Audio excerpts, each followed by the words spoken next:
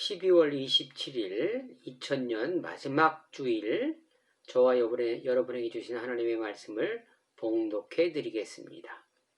구약 민수기 22장 21절 이하의 말씀입니다.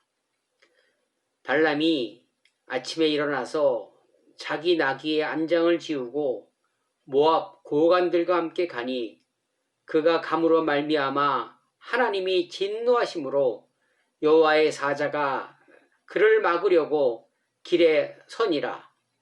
발람은 자기 나귀를 탔고 그의 두 종은 그와 함께 있더니 나귀가 여호와의 사자가 칼을 빼어 손에 들고 길에 선 것을 보고 길에서 벗어나 밭으로 들어가니라. 발람이 나귀를 길로 돌이키려고 채찍질하니 여호와의 사자는 포도원 사이 좁은 길에 섰고 좌우에는 담이 있더라. 나귀가 여호와의 사자를 보고 몸을 담에 대고 발람의 발을 그 담에 짓누름에 발람이 다시 채찍질하니 여호와의 사자가 더 나아가서 좌우로 피할 수 없는 좁은 곳에 선지라. 나귀가 여호와의 사자를 보고 발람 밑에 엎드러지니 발람이 노하여 자기 지팡이로 나귀를 때리는지라. 아멘. 사랑하는 성도 여러분, 이번 주는 성탄절과 주일이 얼마 차이 나지 않습니다. 지난 성탄절을 어떻게 보내셨습니까? 올해는 유난히 쓸쓸한 성탄절이었습니다. 차분히 주님이 왜 오셨나? 또 나를 위해 십자가를 지시기 위함을 묵상하면서 나 자신을 뒤돌아보는 계기가 되었으면 좋겠습니다. 오늘은 2020년 마지막 주일입니다. 지난 51주를 말씀 선포하게 하시고 아무 일도 일어나지 않는 기적의 삶을 허락하신 주님께 감사할 뿐입니다. 여러분은 2020년이 어떠한 한 해였습니까? 어떤 한 해로 기억되십니까? 올 한 해는 우리 모두가 한 번도 경험하지 못한 코로나19로 인하여 정말로 어렵고 힘든 한 해였습니다. 코로나로 온 세계가 정말로 어려움을 겪었고 지금도 계속되고 있습니다. 정말로 걱정이 많습니다. 어떻게 극복해야 할지, 무엇을 해야 할지 답답하기만 합니다. 이렇게 답답하고 어찌해야 좋을지, 갈 길을 모를 때 성경은 무엇라 말씀하고 있는지, 인간의 방법이 아닌 하나님의 방법으로 이 어려움을 벗어나야 할 것입니다. 본문은 선지자 발람과 그가 부리던 나귀의 이야기입니다. 하나님의 사람인 발람이 나귀보다 못한 어처구니 없는 상황을 기록하고 있습니다. 나귀는 하나님의 사자를 3번씩이나 보았는데 발람은 전혀 보지를 못했습니다. 어쩌다 이 지경이 되었을까요? 발람은 하나님을 섬기는 사람이었으나 그의 마음은 세상에 있었습니다. 발락이라는 왕이 자신을 높여주겠다는 제안에 부귀영화를 주겠다는 유혹에 빠져 하나님의 백성들을 저주하는 5천 명분을 혼자서 독식하려는 욕심이 가득한 선지자였습니다. 백성들이야 죽든 말든 자신만 생각하는 그야말로 하나님이 가장 싫어하는 행동과 마음을 선지자라는 가면을 쓰고 행했던 사람이었습니다. 발람은 선지자였으나 나귀가 본 하나님의 사자를 그는 알지 못했습니다. 왜 그랬을까요? 욕심의 눈이 어두워 나귀만도 못한 소금이 맛을 잃자 밖에 버려지는 것 같은 일이 일어난 것입니다. 하나님의 길에서 벗어난 발람의 최후는 여호수아 13장에 기록되어 있습니다.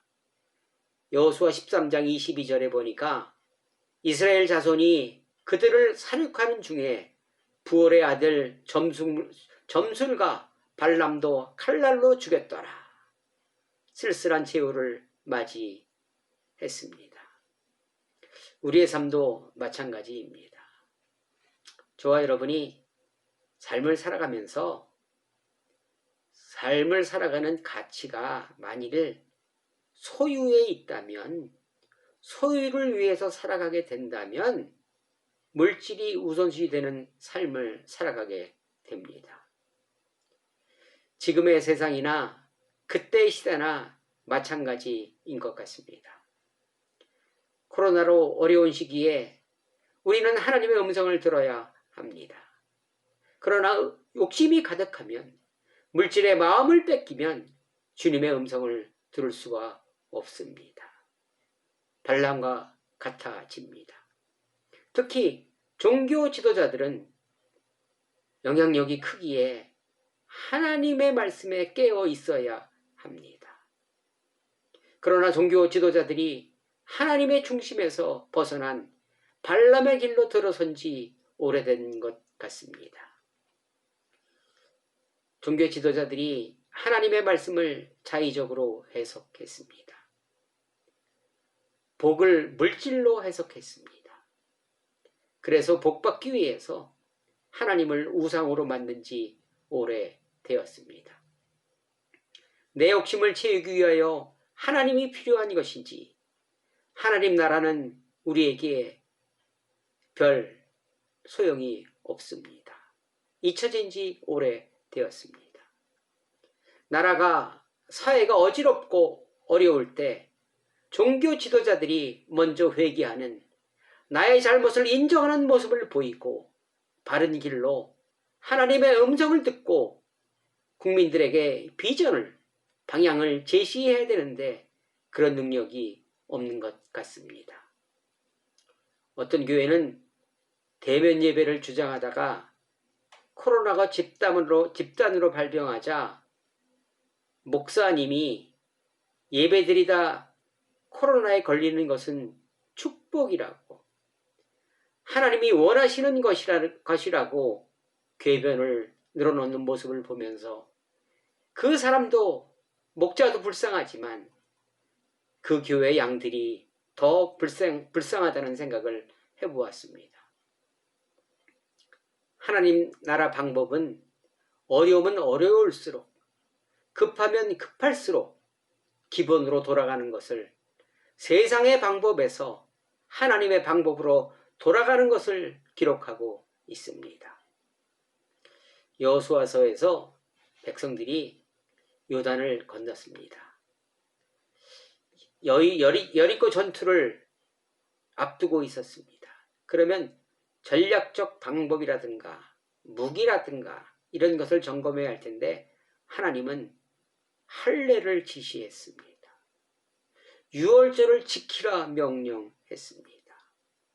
너무나 방법이 이상합니다.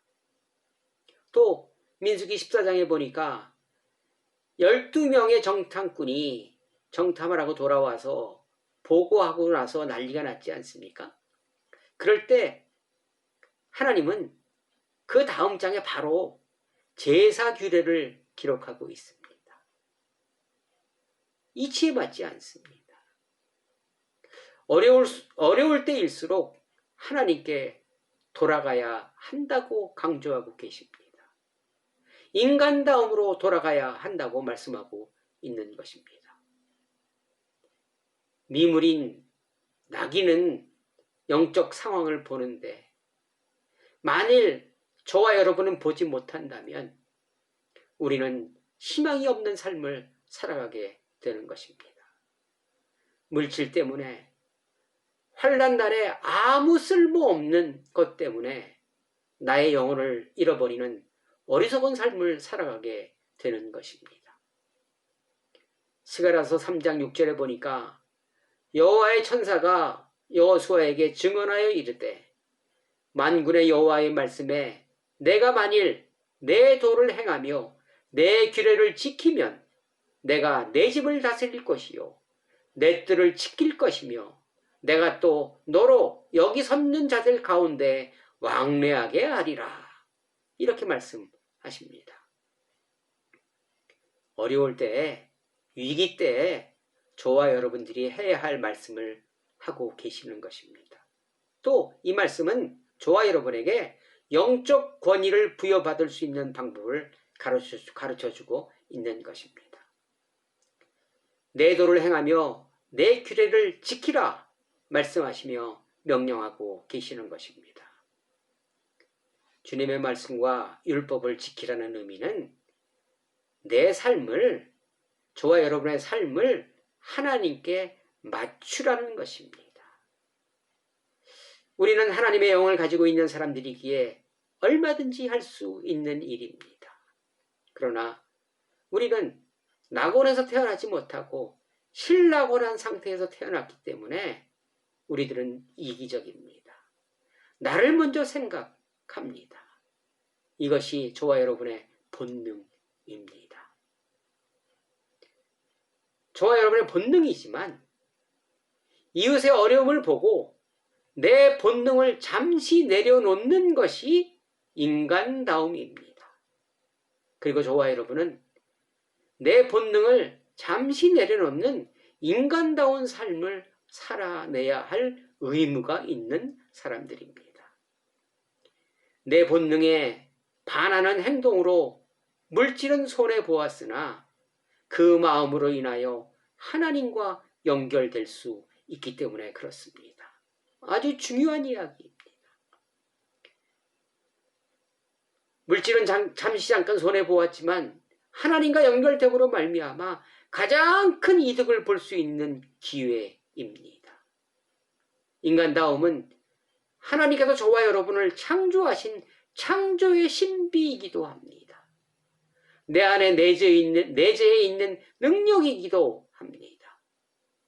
반대로 이웃을 함부로 대할 때 하나님의 영광은 나타나지 않습니다. 나의 욕망대로 산다면 하나님으로부터 멀어질 수밖에 없습니다. 요한복음 12장 3절에 보니까 마리아는 자신의 전부인 향유를 예수님께 드렸다고 기록되어 있습니다. 그 양은 나드 한 옥합이라고 합니다. 지금의 가격으로 약 한 3천만 원 정도 되는 것 같습니다. 그 여인은 본능을 억제하고 인간다움으로 살아갔기에 3천만 원의 손해를 보았습니다. 그리고 또 한 사람 삭개오도 예수님을 만나 가난하게 된 사람 중 하나였습니다. 자신의 욕심을, 인간의 본능을 잠시 내려놓았던 것으로 말미암아 금전적 손해는 상당하였으나 그 대가로 예수님과 만나는, 예수님과 동행하는, 인간성을 회복하는 세상에서 가장 큰 축복을 받았던 것입니다. 옥합을 깨트린 여인은 복음이 전파되는 곳에는 이 여자가 행한 일도 말하여 그를 기억하리라 하시니라. 이렇게 축복해 주셨습니다. 복음이 전파되는 곳마다 내가 한 일을 저와 여러분이 직접 홍보한다면 얼마나 들까요? 3천만 원으로는 아마 어림도 없을 것입니다. 그러나 하나님의 마음을 얻으니까, 하나님이 내 일을 해주시니까 이 모든 것이 가능했던 것입니다. 또 제가 잘 알고 있던 어떤 지인은 자신이 계획한 것을 자신이 어떠한 일을 행하기 위해서 계획한 모은 재정을 준비하였으나 그 재정을 다른 사람에게 전해주라는 음성을 듣고 결단하여 순종하였습니다. 참 힘든 결정이었죠. 인간다움을 실천한 결과는 실로 엄청난 것입니다. 돈과는 비교할 수 없는 하나님을 경험하고 하나님과 가까워질 수 있는 결과는 그 어떤 것과도 비교할 수 없는 것입니다. 인간다움을 살아내라고 말하는 것은 아무리 강조해도 지나치지 않은 것입니다. 반대로 악한 길은 고통을 외면하고 내 이익을 추구하는 행동을 의미합니다. 올해 유난히 비가 많이 오지 않았습니까? 그래서 물난리가 참 많이 났습니다. 그런데 이렇게 보면 그 물난리통에 고기들이 많다고 고기 잡는 사람이 있더라고요. 그것을 보면서 저거 좀 고기 몇 마리 좀 안 잡으면 안 되나. 그 수혜당한 분이 참 마음들이 아플 텐데. 그런 생각을 한번 해보았습니다. 또 그렇게 물난리 이웃들이 어려움을 겪고 있는데 내 취미생활 한다고 골프 치러 간다면 나와 무슨 상관이야 한다면 그 마음 하나님이 읽으실 것입니다. 또 얼마 전 자녀들의 억울한 죽음에 단식하는 부모님들 앞에서 음식을 시켜놓고 폭식하는 사람들이 있었습니다.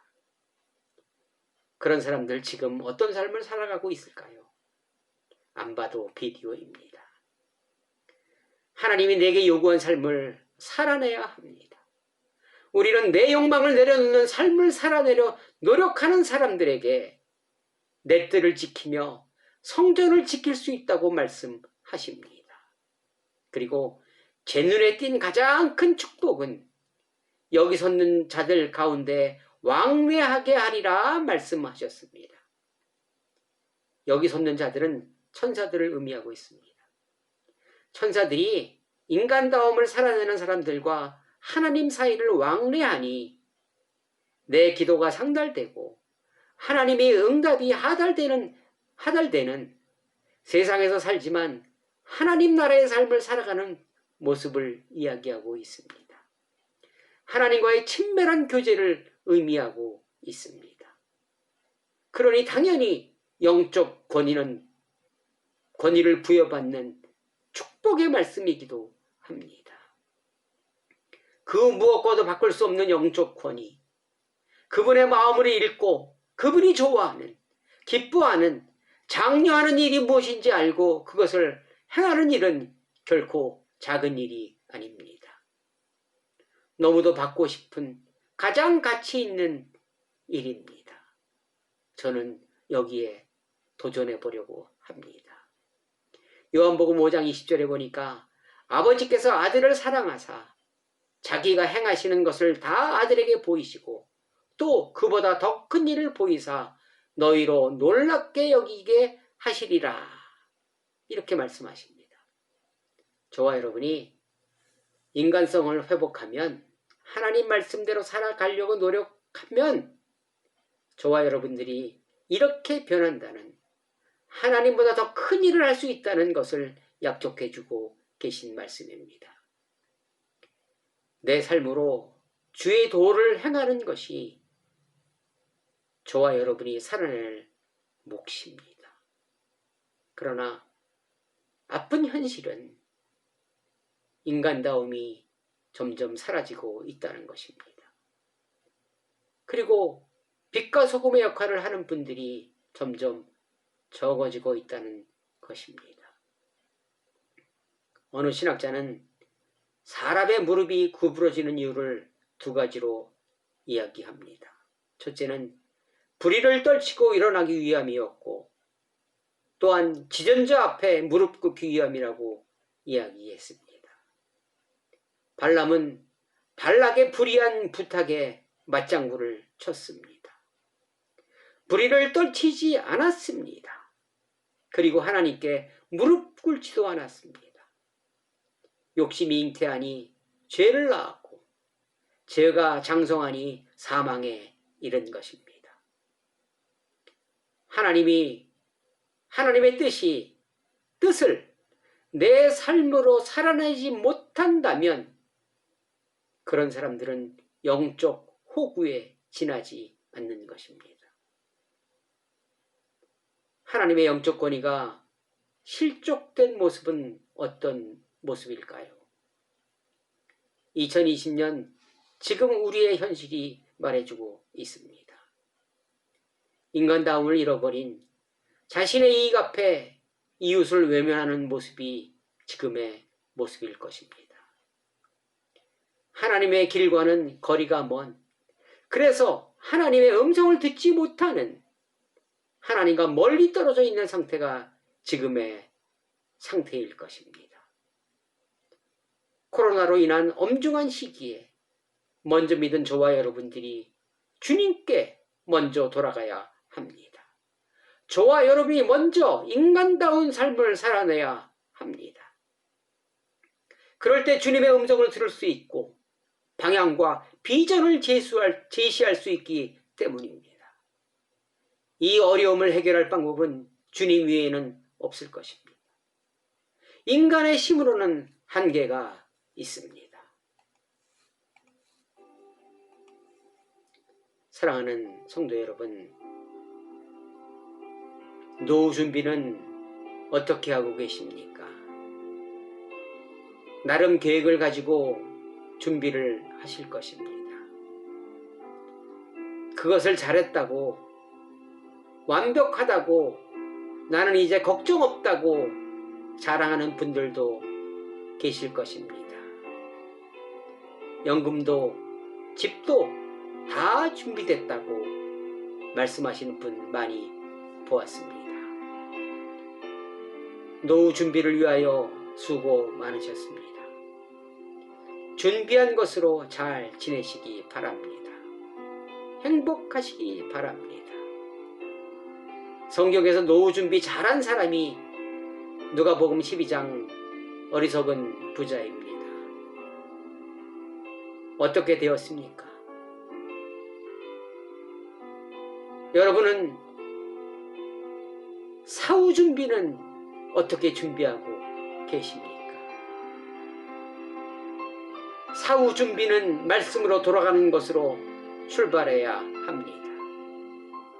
나는 유한한 인생을 살아가고 있다는, 한계가 있다는, 그리고 행한 대로 갚아주신다는 것을, 부르시면 지체 없이 가야 한다는 사실, 그리고 그 부름은 언제일지 모른다는 사실을 아는 것에서부터 출발해야 할 것입니다.